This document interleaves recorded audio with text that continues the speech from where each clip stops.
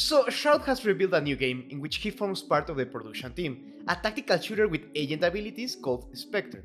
I'm going to be transparent, I religiously watch Shroud content. I think he's a pretty cool and skilled dude, and the idea of him working in a game, putting all his hours of knowledge in multiple high-skilled competitive shooters at work, it's pretty dope. So no matter what I say, nothing is directed to Shroud, okay? I'm merely talking about the game, so no bias and no hate towards anyone. You really think I'm going to badmouth Shroud? Motherfucker could one-tap me from all the way over there. No way I'm risking my neck like that. Spectre, for what it is, looks pretty cool. A more compressed tactical shooter experience with a high skill ceiling and a crisp art style, so there is no excessive information coming at you and you can react in a matter of seconds. Because all the information is clear, no oversaturation of shit everywhere. It's a clear-cut style. And when it comes to gameplay, I really don't have any issues. The gameplay is really well thought out. It's nothing new when it comes to the base of the game, but the tools he gives you makes it look really hard to master with a refreshing twist. The problem I have with this game is the lack of art direction. And don't get me wrong, the game looks really nice. I literally just talk about that. And yeah, I'm blaming your short attention span and not the fact that I suck at writing scripts. But let's not confuse art style with art design. The game can look neat and everything, but the designs are really lackluster. Just look at these characters and weapons. They are bland. They lack character. With all the gameplay I showed you throughout this video, do you remember anything that you saw in screen aside from the art style? I bet you don't, because the weapon designs and the characters are just a bland staple for what possibly will become skins. A bad practice that probably constrained the art department to actually go all out in their designs. Let's put some examples on the table, starting with the obvious ones.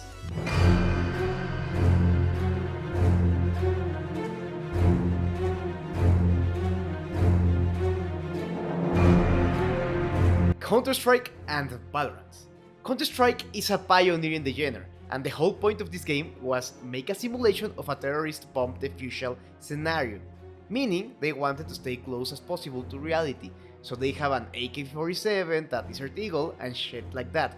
They are guns. You can recognize them, and they did a cool job of having different ones for the different teams, so it worked out in their favor. They were something new, they are iconic, they are the moment.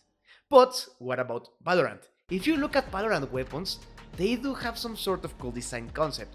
They are all these futuristic black wannabe blocky Lego guns, but with cool animations, and the lack of color prevents them from taking a lot of attention and making your focus stay entirely in the game.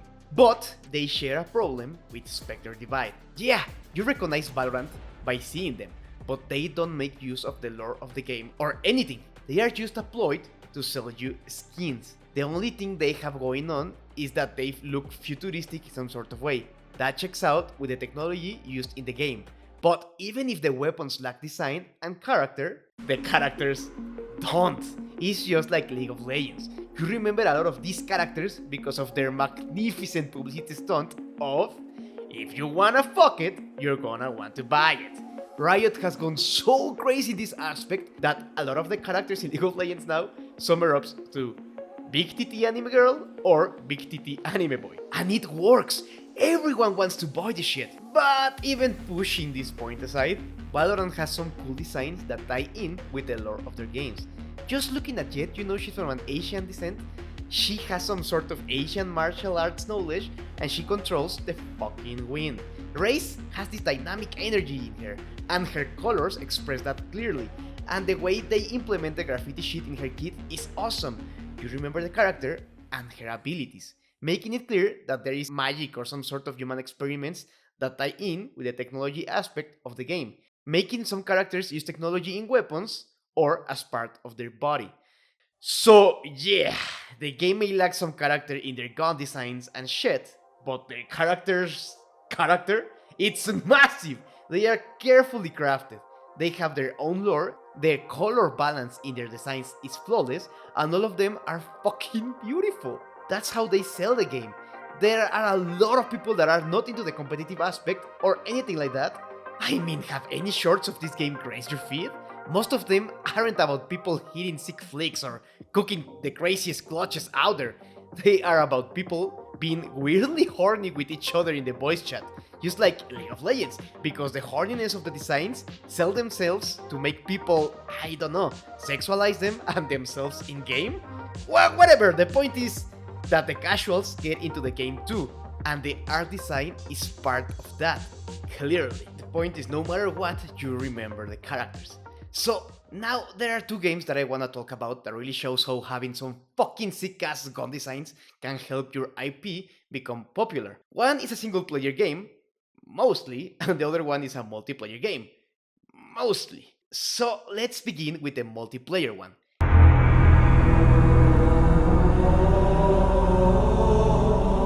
Halo!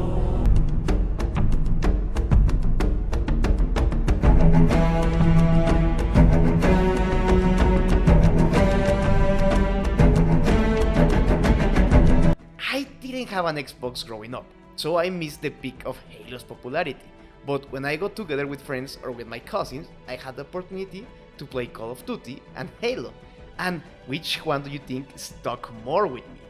It's no surprise that Halo oozes character, from the fucking Spartans to the Covenants, and I mean, there is no other way to say it, but the weapons fucking rocked. They were something new to the eyes of someone like me. When every game I saw had the same rifles and shit, here we had weapons that fire exploding fucking diamonds, Mega Man charge shots, and a fucking plasma blade. If it isn't plasma and it's some shit that is clearly from the lore and it shows that I'm not a hardcore Halo fan, whatever! These weapons were something that made you remember Halo above any other competitive shooters in console. The game had character, the game had something that screamed Halo and Halo only. Of course, the game had the normal human rifles, shotguns and snipers, but look at the design of this shit. Only by looking at the bullet counter, you knew we were talking Halo. And if you're saying, well, but those weapons are just normal rifles and shit, like the other games, what makes them special? First of all, the design. Second of all, of course they are going to look kind of dull by the side of the fucking alien weapons. That's the point. It's a clear contrast from the human technology that we can understand and fathom to the alien one that looks, well, alien to us. And if you're like, well, in the Spectre device they are human weapons and that's why they look like normal weapons, shut up. What do you think your brain is going to remember more? The fucking ghost from Valorant, but with spikes? Or the fucking giant magnificent rifle of Halo and the exploding fucking diamonds weapon? It's purple, man. Look at this. It's beautiful. And there are more ways to make your weapons iconic. Let's look at just one example of a single player game that it hasn't even come out yet.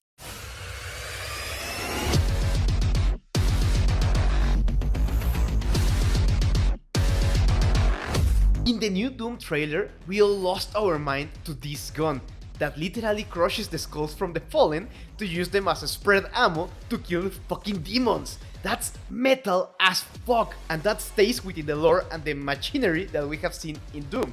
Yeah, it's kinda fucked up and goofy, but I mean, have you not seen this game? Being over the top and goofy is part of its soul, and pushing it to a limit that let us have weapons that crushes the skulls from the fucking fallen as ammo to make spread bullets to kill fucking demons. It's something Doom, and only Doom, can make, and make it look sick in the process. This shows a lot of character. This screams Doom. This screams Halo. This screams Valorant. This screams Counter-Strike. This screams Apex, and this screams Overwatch. But there isn't anything that screams Spectre Divide. And yeah, it's a game in development, but I think this is how they want to sell it. And they are missing the most fun and amazing part on getting into a new IP, getting to understand the world, the characters, and wanting to be part of it. I love Killjoy's aesthetics. I don't know what that says about me, but I play her because she's cute and fun. I love King K. Rool's personality and aggressive playstyle, so I play as him. I love Lucio's energy, color scheme, and role, so I main him. And I remember how it felt to play him, even though I haven't touched Overwatch in the last 2 years. Because, fuck that. And there are a lot of things that attract us to different IPs in video games. And I don't know about you, but a huge spectral muscle lady that uses ghosts, green tentacles to attack, or a sexy autistic pony girl, it's going to stick more in my memory than stock black woman 19 and stock white dude 37. I remember the fucking purple exploding needle gun, even if I don't know its name, or the flamethrower and sword from Doom Eternal, more than I would remember a frenzy with wings. If the game they are making is taking place in a cybernetic world or a steampunk world, why not use it to their favor? Maybe they don't need a character that everyone wants to fuck per se, but with the different build systems they have, they can make different factions. The Smoke faction. If it is taking place in a cybernetic world, like they seem to be doing, they can have the character and the Spectre, and they are packed to the brim with armor, because that armor parts are going to be the smokes they are going to use in the match. Maybe the gun, instead of a normal gun, is a chip that they put in their mechanic gloves and a gun forms from different parts from it, making this gun different from the, I don't know, damage build that has flashbangs. And they are really energetic, and their guns are made of some steampunky shit, because they always break them and they need to keep fixing them on the run, so they are made from cheaper materials. So each time you reload, you have an animation where the character punches the gun and starts like a chainsaw, and it produces steam, because you know, steampunk. And then the smoke class, when making the smoke wall, instead of just being a rectangle moving, they deploy spider looking nanobots that makes the wall like spider web. And then you can decide if you want to push it, and because it's an hologram, it's really light and you can just push it and make it move slowly, like this thing, or Harbor's wall. And the flashbangs from the steampunk build can be handcrafted, like the bombs Powder made in Arcane. Just little stuff like this and more thought put on the weapons the characters use can make it look more appealing to everyone and attract casual players to it. And I mean, I get it, you want all the weapons to be the same for all the classes. And well, it doesn't need to work differently, there are just skins per different build you choose to use. The damage, the frame data and everything can be the same, it's just flavor, it's just art direction. Let's exploit the world. If you are making it already, well, let's just build it properly, and don't forget about the fun and attractive parts. You have the gameplay. Cool, it looks really fun. Now you need to sell the gameplay in a neat package. I have said, and I will always say, graphics don't matter. And I stand by it. If a game is fun, the game will do fine. No matter how it looks, it will keep being fun. That is the most important thing a video game should be. Fun. But at the same time, I have always been clear that the design is really important too. And one of the best parts of any game. Design your world, design your character, and when you start doing this, I promise you, even game design ideas will start to appear, because you're going to expand your world and what is attractive about it. And I don't mean this kind of attractive, I mean this kind of attractive. If the game doesn't have a name or a look of its own, well, it will just wither as just one more CSGO clone. So Shroud, you got a wonderful game right now. Now work with your team to give it more character, and this game will be a fucking hit. And I can't wait to start playing it. And like I said, this game is in development, so everything that I say may change and even be better than ever, so take it with a grain of salt. Maybe everything that I just said is going to be invalid in a couple of weeks.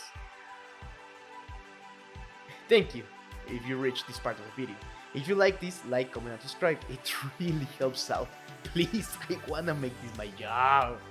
and just one click makes the hours, weeks and months of me drawing worth it, because I know that there are people that are enjoying it, so I'm gonna keep doing it.